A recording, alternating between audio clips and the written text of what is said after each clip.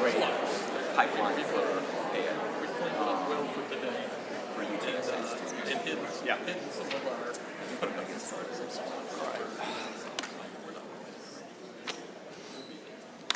the crowd quiets. Appreciate you all coming. Yeah, what a wonderful day. It's so exciting.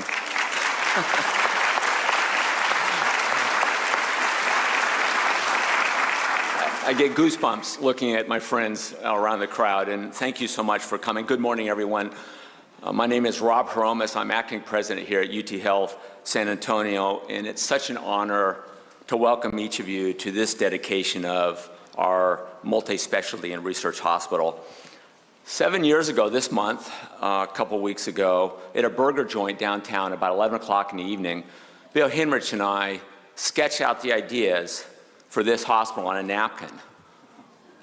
Now, this is not the napkin.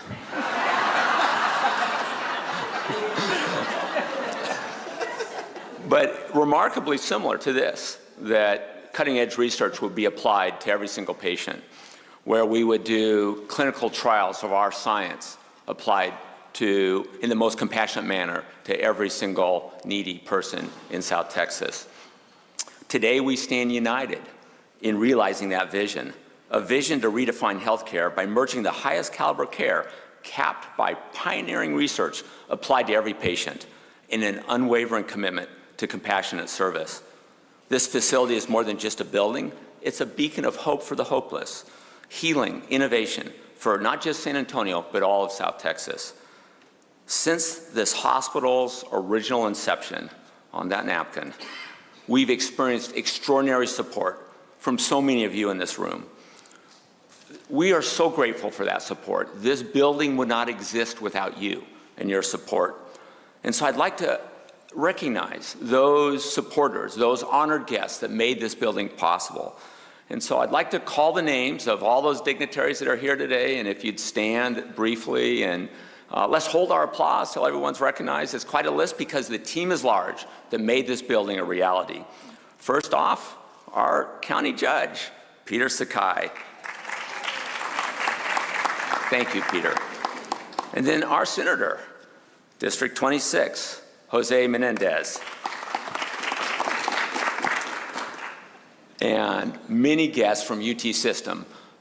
Please, if I forget someone, I'm so sorry. I'd like to start with my boss, Chancellor J.B. Milliken. One of his bosses, Regent Vice Chairman Rad Weaver from San Antonio. And then my friend, Regent Dr. Nolan Perez.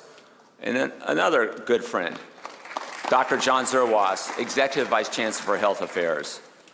And then also here is Vice Chancellor for Governmental Relations, Julia Rathgaber. Julia, all right, there she is, great. Thank you. And then Jonathan Pruitt. Jonathan, thank you so much. He's Executive Vice Chancellor for Business. And then Associate Vice Chancellor for Health Affairs. Did I see Melissa Garcia here? Oh, there she is. Melissa is sitting next to her. Andrea. Associate Vice Chancellor for Finance, Mr. Terry Hall. Terry, oh, there. Thank you, Terry. And then finally, from UT System, Financial Contract Manager, Jonathan Lewis. Jonathan? Yes. Also here is our future partner, UTSA's president, my friend Amy Taylor. Yeah. And then other guests of his senior leadership include Veronica Salazar, his Executive Vice President for Business Affairs. Veronica, is she here? Oh, there she is. Oh, Veronica, thank you. And then Lisa Campos, the Vice President and Athletic Director. I saw Lisa here earlier. There she is. And then we have Bill's wife, Mary Hinrich. Oh, there.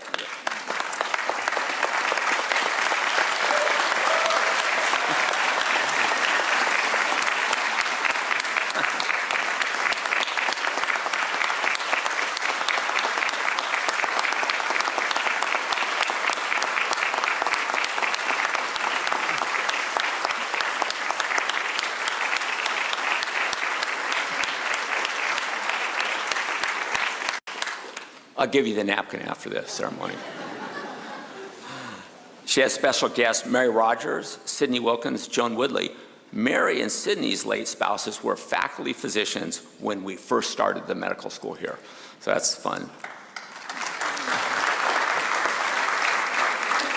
Dr. Byron Hepburn, chair of the San Antonio Medical Foundation, who provided the land on which this hospital was built.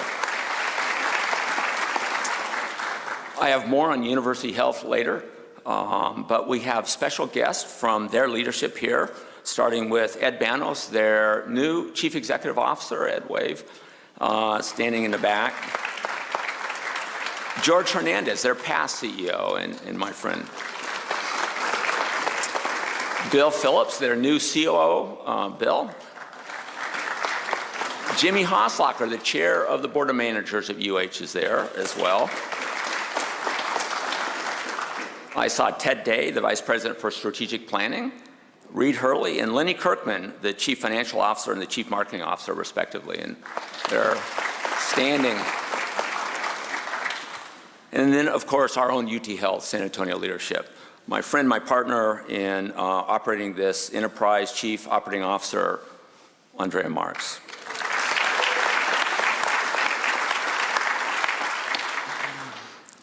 Facilities and capital projects team that helped this building get built on time and on budget, by the way, Dr. Mike Charlton and Jim Kazin, sitting in the back. And then our amazing partner in this construction project, Vaughn Construction. I think Michael Vaughn is here today and his team, and they did a great job, and this beautiful building is thanks to them.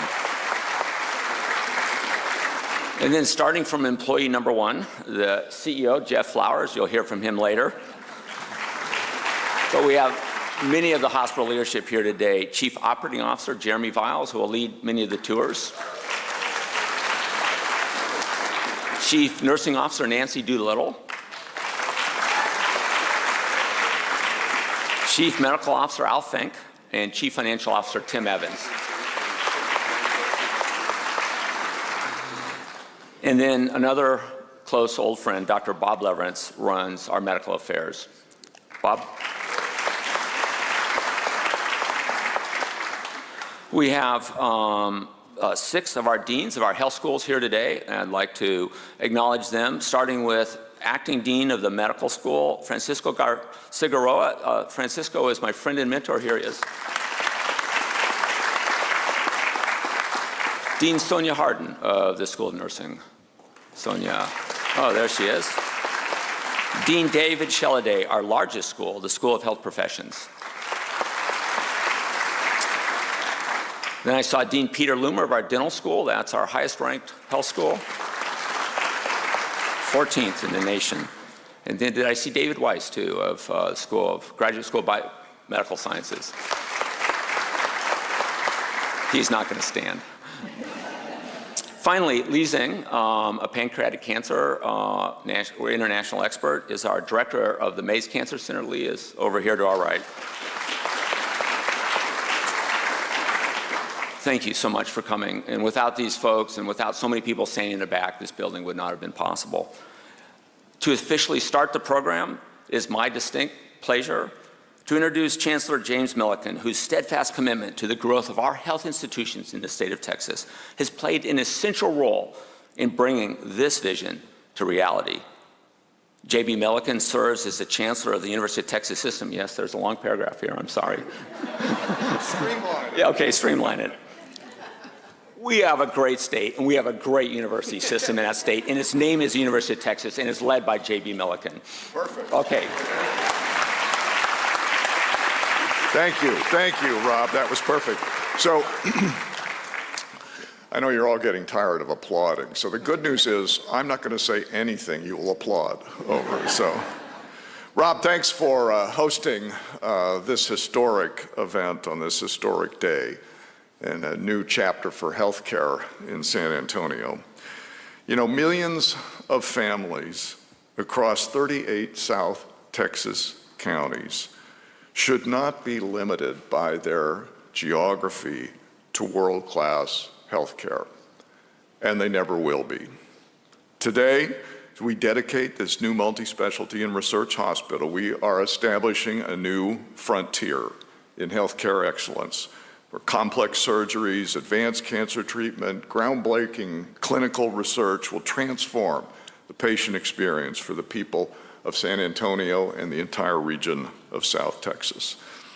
The combined strength of our schools, you met the deans and applauded them just now, will join forces with 1,400 healthcare providers and our 300+ research budget that will create an ecosystem of research and healthcare and education here that will really be unparalleled. This represents an almost $500 million commitment to San Antonio's health, starting with the Board of Regents and then the generosity of philanthropists, the UT Health commitment. This investment, as we heard earlier, was the vision of Bill Henrich, who led this university for 15 years with great distinction. This hospital was his dream, and I feel so fortunate to be here today to be able to help dedicate it. We are all deeply grateful for what Bill did for UT Health Science Center San Antonio, for the UT system, for the city of San Antonio, the state of Texas. It's a fitting tribute today that we are here to see this major part of his legacy come to fruition. Yeah.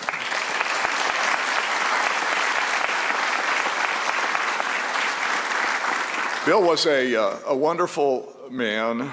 I was a great admirer, not just of his spirit, his huge heart, his wit, his intelligence, but also he was always the best dressed guy anywhere.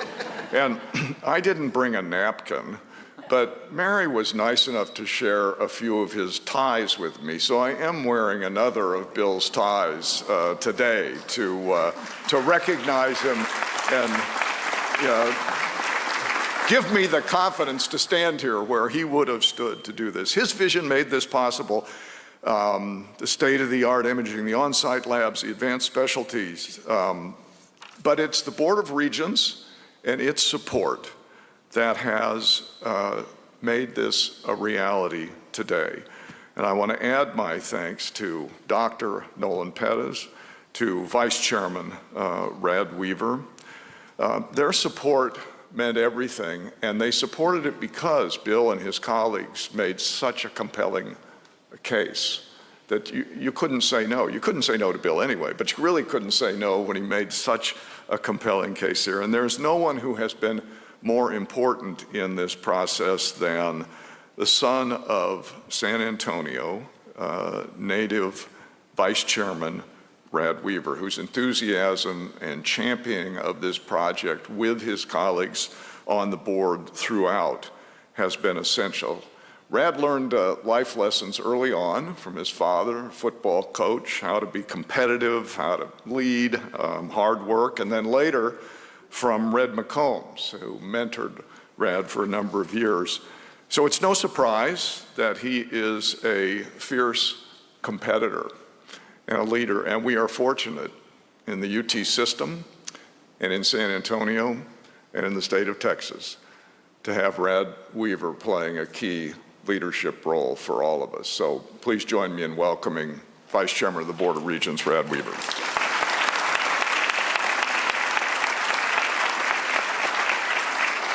Thank you, JB. He gets, like any great leader, gets uncomfortable when you talk about him, and so he cut Rob off, but he can't cut me off, and so it's one of the great pleasures of being a regent. Look, one of the first hires that we made when I became a regent was JB, and I can tell you it has just been such a great pleasure over the last 7 years working together, developing a friendship, and it's really it's unique in your life when you get to see somebody that really is the absolute best at what they do, and get to be around that person on a daily basis. And the system is rolling. There's no doubt about it, across the system here in San Antonio and Dallas and Houston.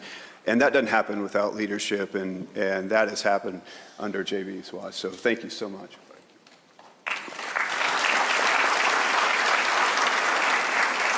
I've learned in 8 years being a regent, you got a couple of rules in these speeches. Keep it short and stay on script. And I'm pretty good about keeping it short, not great on staying on script. And so I'm going to go off script here a bit. Nolan is here. We've got 7 other regents that I will tell you, I think we're, and Jonathan, you can fact check me here, but I think we're fast approaching nearly $1 billion of commitment to this community here in San Antonio since I've been on this board. And that's not because I'm hounding and selling, although I do like to do that. It's because the board recognizes how important this market is for Texas and for our system, and we see that with our leadership here. And thank you all for everything you do on a daily basis. It's so meaningful. So, Nolan, thank you. Look, it's such a great honor to be here and represent our Board of Regents, and you know, San Antonio has been home for me my entire life. And look, today we're celebrating an extraordinary milestone, and this hospital embodies a bold and forward-looking vision to provide San Antonians with the highest level of precision-based healthcare right here in our own city. No longer will families have to travel outside of our community to access top-tier care. Instead, they will find groundbreaking treatments and innovations, including advanced cancer care, under this very roof. I'd like to extend my sincere appreciation to Rob for stepping into the breach when he did. He's just done a tremendous job, and that same appreciation should be extended to the leadership here at UT Health San Antonio, and it's now 9,000 faculty and staff. Their visionary work in bringing best-in-class hospital to life. A tribute to Dr. Henrich's enduring vision, and I can't just stop there. Yeah, I would get a text every so often from Bill, and it was, "Can we go to breakfast? Can we go to lunch?" And it was always a big idea, right? And I knew what was coming, and I loved every minute of it. But nothing meant more in my time with him than this place, and I won't ever forget his words. It's rad. If we can get this built, it'll be the crowning achievement of my career. And he said, "I would love your support here." And here we are today. And thank you so much, man.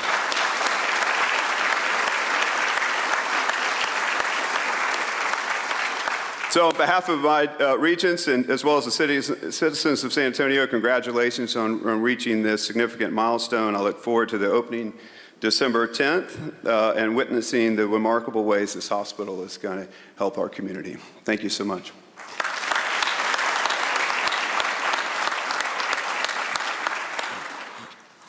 Thank you, Chancellor Milliken and Regent Weaver. Deeply appreciate that. This multi-specialty and research hospital is an extraordinary accomplishment, what's called a greenfield hospital, building a hospital out of nothing in a green field. It's a testament to what can be achieved when vision meets dedication, meets collaboration, meets friendship. From a restaurant napkin to this beautiful hospital, we owe the vision to my friend and our late president, Bill Henrich. His dedication to this institution and its mission motivated us all, brought me here, many of us here, to work towards this day. You've noticed that I've mentioned friendship, my friend, so many times. There's a reason for that.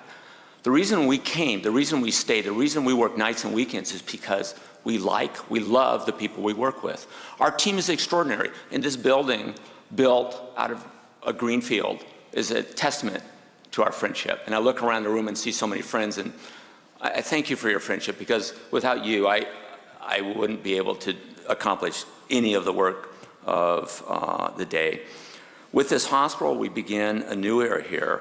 We want to bring advanced research in drugs, devices, and diagnostics to innovative clinical trials from our science and marry it with compassionate, patient-centered care. Patients here will not just receive treatment, the best treatment possible, they will receive highly personalized, research-based therapies that are tailored to meet their unique needs. Our mission, which will be on the wall here, is to deliver hope and healing by uniting the power of discovery with the humility to serve. This building represents the power of partnership. I mentioned friendship. That collegiality and collaboration exemplifies San Antonio. It exemplifies actually the many health institutions in the region. We owe immense gratitude to the San Antonio Medical Foundation for donating this land. We also thank the donors, many donors I see sitting here, our community partners who believed in this vision and invested in our journey when it was just a green field. And we would not exist without our main hospital partner, University Health, whose world-class excellence in trauma, transplant, obstetrics, pediatrics, served not only as an example for South Texas, but as a template for education for the majority of our students and residents. This hospital is meant to complement their extraordinary efforts. Finally, I want to mention the excitement of our impending integration with the University of Texas at San Antonio. They will be our partners as we move ahead on our journey to achieve elite global university status. Their hard sciences and excellence in computer engineering, AI, and cybersecurity married with our health outreach and our clinical trials will revolutionize healthcare, not just for South Texas, but for the world. The future president of our joint university will be Taylor Amy. He will serve as a catalyst for transformative impact on this region, and he's an extraordinarily creative person. It is through the support from all of you, each of the groups I mentioned, that we are here today. I also want to finally acknowledge all the tireless efforts of those folks you don't see, the folks that pick up the trash, that mop the floors, that make sure the screws are screwed in, that make sure the lights are on, make sure the water is on, the air conditioning is on. These folks make this place work, and they save lives just as much as the surgeon in the ER saves lives. So thank you all to the UT Health team. I'd like to give a round of applause to those nameless folks that make this place work. Thank you so much. Without accolades, we appreciate you so much. I see so many of them standing in the back. Thank you so much.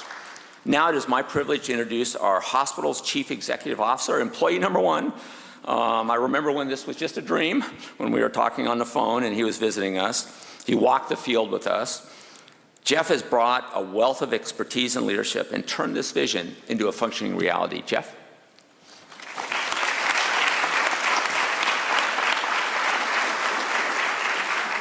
Good morning. Thank you, Dr. Romas. Thank you all for being here today.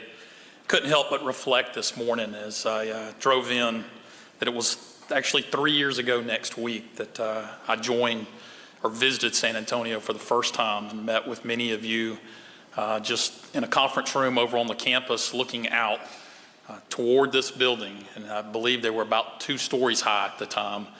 And listened to the vision that each of you shared. Listen to the passion that each of you had for what was to come. And I left that visit knowing that this was home for me, knowing that this was the place that I wanted to be. And my wife and I made the decision then that if we were fortunate enough to be given this opportunity, that we would join this team and come to San Antonio and relocate here and make it our home, and we have done that. And so thank you for allowing me to be a part of it. It is truly more than just a professional milestone for me. It's a personal one. Since coming on board as CEO, I've witnessed firsthand the extraordinary commitment of everyone involved, from our architects and engineers to our clinical and administrative teams. Together, we have built something truly remarkable, a place where cutting-edge medicine meets compassionate care in a space designed to foster healing. Like Dr. Romas, I have lots of thank yous that I have a list of individuals and groups of people that I would like to call out. Some of those are repetitive, and so in order to be efficient with this morning, I will try to avoid some of that. But know that all of the thank yous that he has expressed come from me as well. And so if I do not call you out now, please forgive me for that. But I do want to call out a few. Beginning with the hospital operating board. If you are part of the hospital operating board, if you would stand and just allow this group to thank you for your participation and your involvement. Dr. Baromas, Dr. Leverance, and Andrea Marks in particular. Thank you. Your leadership to me, your support for this project, I'm grateful for it. What I will refer to as the operational readiness teams, and there's lots of that. So while this facility was being built and coming up, and we could all see the visible, the tangible progression of that, there were countless teams, countless activities going on, virtually teams meetings, work groups and activities of operational groups working together to make this vision a reality. Our consultant teams from ECG and Covalis were a part of that project and part of that activity and support, so I thank them for their time and energy on this project. To what I refer to as our UT support teams, the university teams that are here from finance and supply chain, from legal and compliance, HR, marketing, facilities, UTPD, health IT, you've all invested in, you've leaned into this vision. You've added to your day jobs to invest in making this a reality, and I'm grateful for that. To all of our academic partners, faculty members who, again, took time out of their already busy schedules to jump on team meetings and invest in workflow discussions, policy and procedure discussions, a lot of stuff that you don't see, but are incredibly important for us to reach this moment, and certainly in order for us to achieve opening in December. And then finally, to the MSRH leadership teams, starting with our senior leadership team. Dr. Hromas has already acknowledged those, but I would be mistaken to not do the same. To Dr. Jeremy Viles, our Chief Operating Officer, Dr. Nancy Doolittle, our Chief Nurse, Dr. Al Fink, our System CMO, and to Tim Evans, our Healthcare CFO. And then to our directors, managers, and other team members that are here today. Many of them are walking around in the black polos. They're here to support you as you enjoy this day and have an opportunity to tour this facility. Thank you for trusting in me. Thank you for coming alongside me to make this vision a reality. Our journey is just beginning, and I look forward to doing that with you. Our mission here is to create a healthcare environment that is welcoming and supportive, prioritizing the experience of patients and their families. Spacious rooms allow families to be with loved ones, while a healing garden and walking trails offer peaceful moments of reflection essential to holistic care. Here it's far more than bricks and mortar. We offer an environment where our core values of service, integrity, and teamwork mean something to us to our core. We strive to create experiences that bring hope and healing to all who walk through our doors. Technology is a cornerstone of our approach. Advanced AI, touchless design, and state-of-the-art imaging set new standards for patient care and safety. Yet while innovation drives us, compassion remains our guiding principle. This hospital's unique design fosters calming, supportive space for patients, families, and healthcare professionals, integrating care, education, and research. It is now my honor to introduce our final speaker, Dr. Carmen Tafoya, our city's first City Poet Laureate, then State Poet Laureate of Texas, and Professor Emeritus of Bicultural Bilingual Studies at UTSA. A native of West Side boroughs of San Antonio, she is the author of the beautiful children's books you've been gifted today, The Last Butterfly, and of more than 40 other books of poetry, short stories, nonfiction, and children's books. She has a special message for us today. Thank you.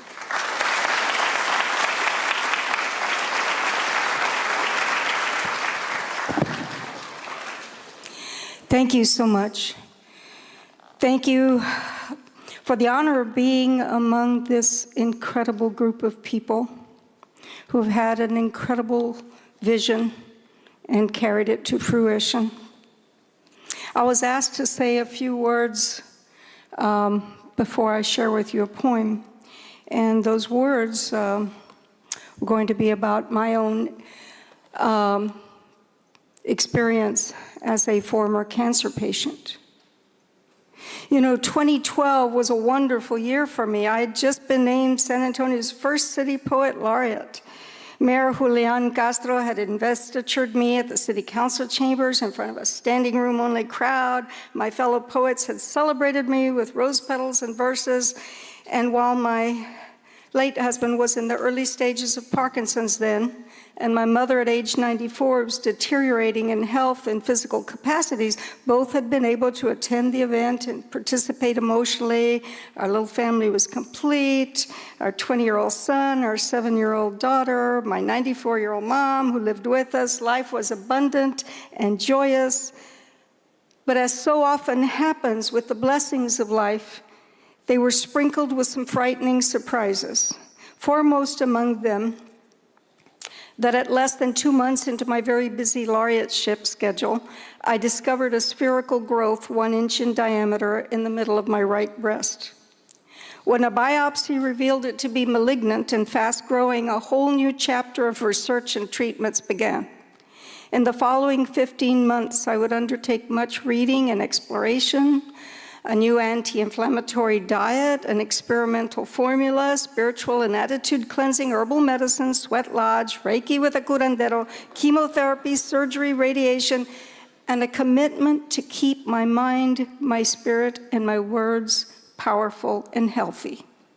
I insisted on being an active part of the treatment team and to never allow myself to feel a victim or helpless. This too was part of the medicine. Today, more than 11 years past my last treatment, I call myself a cancer veteran. Been there, done that, and hopefully will not get called into service again. I learned much on that journey. I learned that every one of those treatments was helpful, healthy, and empowering. But I learned most that the community of people around me was one of my biggest tools in helping me fight and win this battle, because they lent me strength when I was weak, held me up when I couldn't stand on my own. Maria Antonieta Berriozábal, former city council person for San Antonio, drove me to chemo, sat with me for the hours-long treatment, and drove me home, insisting I lay down for a nap before she leave. My friend Olga Kaufman parked herself in the hospital room for the 3 days I was in the hospital for surgery and looked under the bandages for me when I was too scared to see what it looked like. Does it look like IH-10? I asked her. When she lifted the bandages on the 3rd day, what's it look like? A little like IH-10, she answered casually. My spiritual son, David, left his job in Mexico City, flew to San Antonio, and handled all his meetings digitally for a month while he drove my husband, by then more seriously impaired by Parkinson's and unbeknownst to us only 4 years from his own death, to and from the hospital, drove my 2nd grader to school, took her to her talent show, cheered for her, bought groceries, cooked meals, washed dishes, chatted with my elderly mom to keep her from being lonely, and at the end of the month, after I was safely at home, he admitted, "It's kind of hard being Carmen." My surgeon trusted me, offered options, gave me choices, and didn't hide research results from me that a different surgeon might not have wanted me to see. While I tried alternative options, my comadres organized a meal train for my family so I wouldn't have to worry about how my elderly mom, my ailing husband, and my 2nd grader were going to eat. My English and Spanish skills also helped me find more positive ways to rephrase things when doctors used expressions that I felt were negative. My curandera from Zarzamora Street came and reminded me of the power of thought, action, love, friendship, to create a healing environment. It's not just medicine, diet, and exercise that affect a person's health, but also environment, physical, and emotional. Indigenous healers came bringing bundles of herbs, reminding me that today's most powerful chemotherapeutic medicines are made from natural herbs, like the yew tree used in cancer treatment for thousands of years on this continent, and moyote, the Mexican honeysuckle plant, extracts from which are documented now in the Sage Journal of Medicine to decrease the viability of hepatocellular carcinoma cells. In fact, roughly half of the conventional chemotherapy agents are derived from plants. When UT Health asked me to write a poem for the dedication of this very special hospital, I thought first about the beautiful community of doctors, researchers, fellow patients, and healthcare workers that would create this healing environment. I thought about the power of hope, of sunlight after a storm, of green and growing solutions, blossoming with new possibilities and new discoveries. I thought about the many storms of life that each of us will have to face in our own lives in our own way. And I thought of all those, living or dead, who have helped to make this moment, this dedication of a beautiful ambiente de esperanza possible. Those who with their words or their faith or their sweat or their donations or their commitment to their calling, their dedication of their life's work have warmed our storm worries with golden rays of hope. I thought of you. The poem that I created is called A Blanket of Hope, and it mentions the bundle of moyote herbs, and it mentions typical elements of our San Antonio environment, because it had to have a sense of place. Because this is where we are doing the healing, we need to be aware of the entire environment. So I worked in yellow esperanza flowers and red chile petin and firebush, as well as a few words in Spanish, because you can't do anything in San Antonio effectively unless you have Spanish and English, and you can't do it. As well as the golden sunlight of this blanket of hope, which you, as a medical hospital and its entire community, will offer to generations to come. And I want to end by thanking Dr. Bill Henrich. In Mexican culture, we have a word we say after the name of a great person who has passed. If that person has left their spirit and their loving actions with us, then when we say the name, we say presente afterwards, which is kind of like present after roll call or still here with us. So I'd like to provide my thanks to all of you, but also to Dr. Henrich Presente, and to his family for their support, and to everyone else that is here, either in body or in spirit. A blanket of hope. Life has its way. Storms rumble in the distance, rumble in our dreams, rumble sometimes right down our streets. A few terrorizing times fled all the way to our doorsteps or inside, respecting no boundaries. Sometimes we see the lightning strike someone else, a stranger, but now linked like familia. Because of this storm moment we have shared, we take the lightning in our very hands, unclench its grip on someone's flesh, and wrap their spirit in a blanket of hope.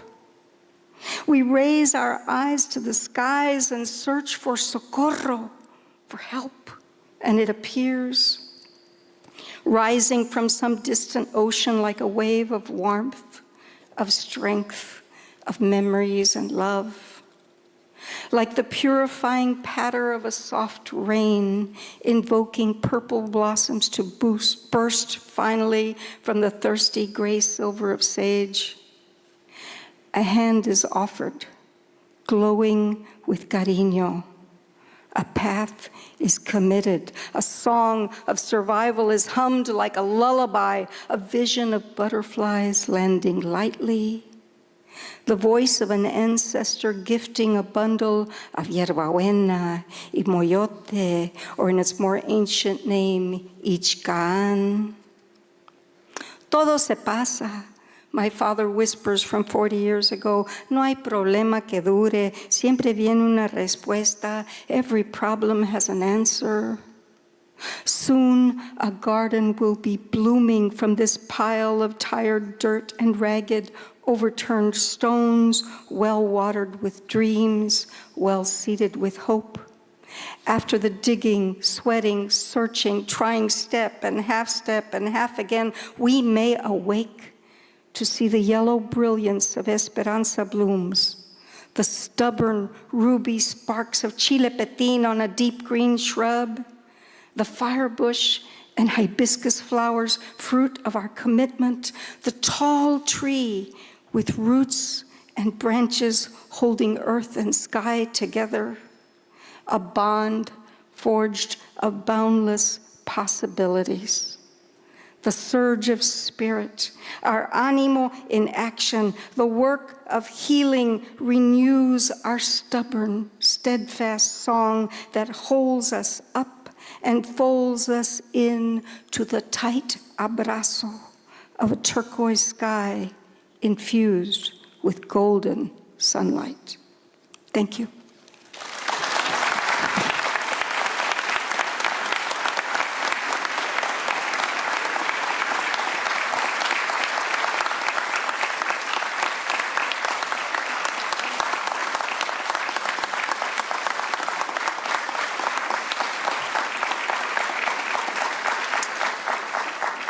Thank you, Dr. Tafoya.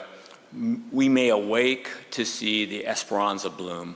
For us, that's one patient walking out of this hospital alive that would not have been alive had we not discovered something that changed the course of their disease. 19 years ago, last August, I was visiting my father in California, and he showed me his latest lab test, and his white blood cell count was elevated. And I said, okay, let's drive down to the lab that drew your blood and let me look at it under the microscope. I'm a hematologist. This is my field. I look at blood smears for a living. And unfortunately, my specialty is also hematologic malignancies. And when we looked at that blood smear under the microscope, I saw chronic myeloid leukemia, which earlier in my career was a death sentence. For all of human history, everyone who had chronic myeloid leukemia died in about 3 years, an average of 3 years. But not in my father's time. 3 years earlier, a friend of mine at another university had discovered a drug that turned chronic myeloid leukemia into a chronic disease like diabetes. And my father lived another 18 years. He saw 4 grandchildren get married and 7 great-grandchildren born. That would not have happened had not there been that discovery of imatinib for chronic myeloid leukemia.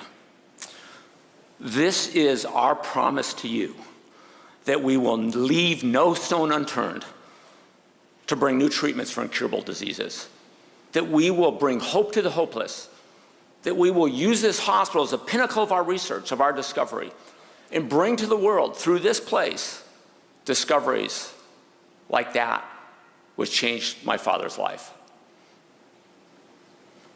This will be a place where the most unsolvable medical problems will be met with not just compassion, but innovation, and a dedication to rigorously testing every new idea from every bark of a yew tree, paclitaxel, which I've used 100 times, to find that new therapy that provides that cure for that rare genetic or chronic disease, to change healthcare for not just San Antonio and South Texas, but all of the world.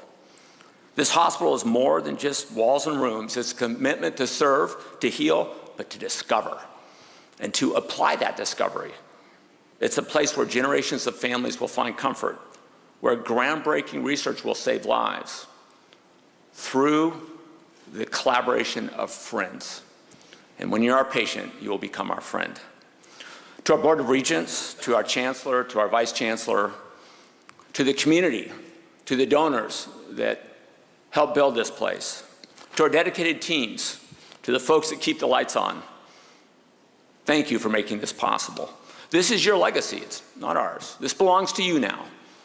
We'll open December 10th with our first patient walking through these doors, up the staircase.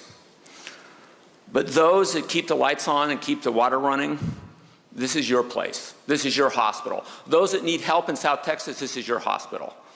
We're here to help. And our greatest joy is to see someone walk out alive that we know our research helped. As we close today, we invite all of you to see the template which we will apply our research, our discoveries to.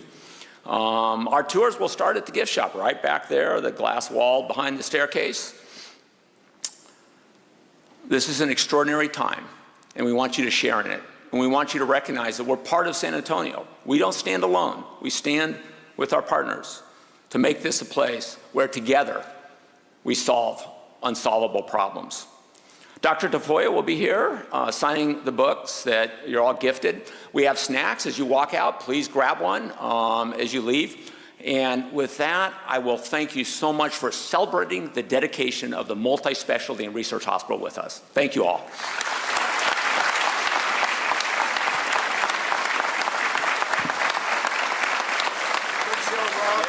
Great job, Rob. You bet. You bet. We're just beginning with this merger. Yeah. This is the first step, not the last step. For sure. Okay. All right. Where do you want us? Appreciate it. Down in front?